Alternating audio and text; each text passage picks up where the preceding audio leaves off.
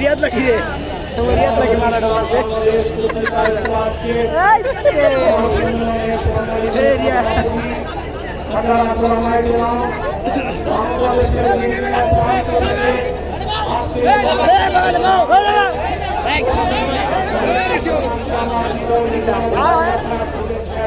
রিয়াদ ভাই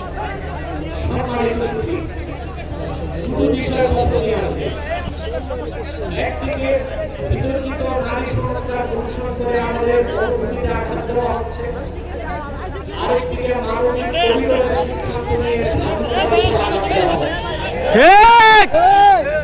আমার মনে হয় বিতর্কিত নারী কমিশন করে আমাদের দৃষ্টি এতে রেখে বর্তমানে মার্কিন যুক্তরাষ্ট্রের সাথে বাংলাদেশের স্বাধীনতা বিক্রির সওদাবাজি হচ্ছে কিনা সেটাও দেখতে হবে।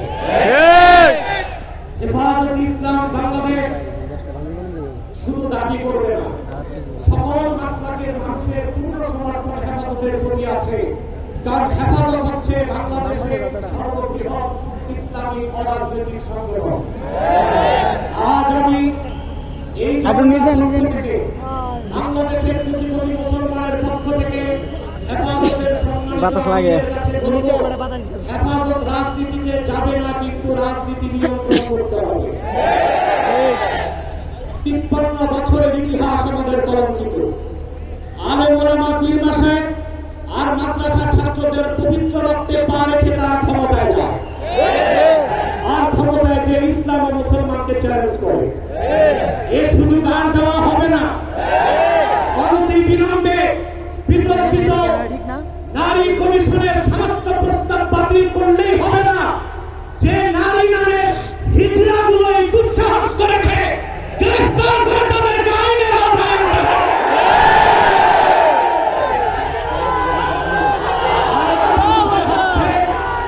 ডক্টর ইউনূসকে বক্তব্য পরিষ্কার করতে হবে। 16 বছর ভারতীয় আধিপত্যবাদের বিরুদ্ধে আমরা রক্ত দিয়েছি। সর্বপ্রথম সকল প্রকার সেরেক কুফর রামবাম নাস্তিক আর ভারতীয় আধিপত্যবাদ ও ফ্যাসিবাদের বিরুদ্ধে রক্ত উৎসর্গ করেছে শাপলা চত্বরে হেফাজতের আলেম ওলামা কর্মীরা। সেই আন্দোলনের আগ্নেয়গিরিতে 5ই আগস্ট ছাত্র জনতা আগুন ধরিয়েছে। শুধু আলেম ওলামাকে বাদ দিয়ে কোনো সিদ্ধান্ত মেনে নেওয়া হবে না। ডক্টর ইউনূস সাহেব পরিষ্কার করুন, মানবিক করিডোরের নামে বাংলাদেশকে ইন্দো প্যাসিফিক অঞ্চলে যুদ্ধের দিকে ঠেলে দিবেন না।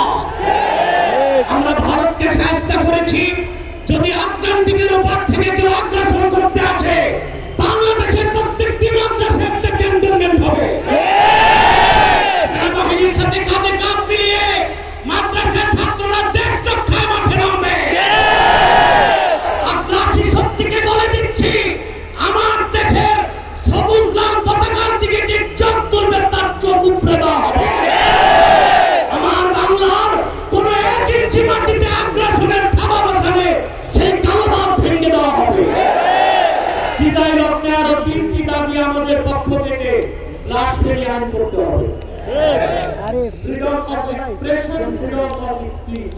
তার স্বাধীনতার নামে ইসলাম বিরোধিতা যেই করবে তাকে আইনের আওতায় আনতে হবে। আমার দেশে অসংখ্য আলেম ওলামা নিরীহ মানুষকে জঙ্গি তকমা দিয়ে কারাগারে রাখা হয়েছে। যদি বাবর সাহেব মুক্তি পায় তাহলে যে সমস্ত আলেম ওলামা জঙ্গির মামলায় ভিতরে তারা কেউ মুক্তি পাবে না। তাদের মুক্তির আগে সংস্কার না নির্বাচন হতে দেওয়া হবে না। আমার 7ম দাবি, হেফাজতের পক্ষে বাংলাদেশের সমস্ত মাসলাককে এক প্ল্যাটফর্মে আনা সম্ভব একটি দাবি আদায়ের লক্ষ্যে। সেটা হচ্ছে বাংলাদেশে কাদিয়ানীদেরকে অবশ্যই মুসলিম ঘোষণা করতে হবে। তাহরিকে হাক্কুল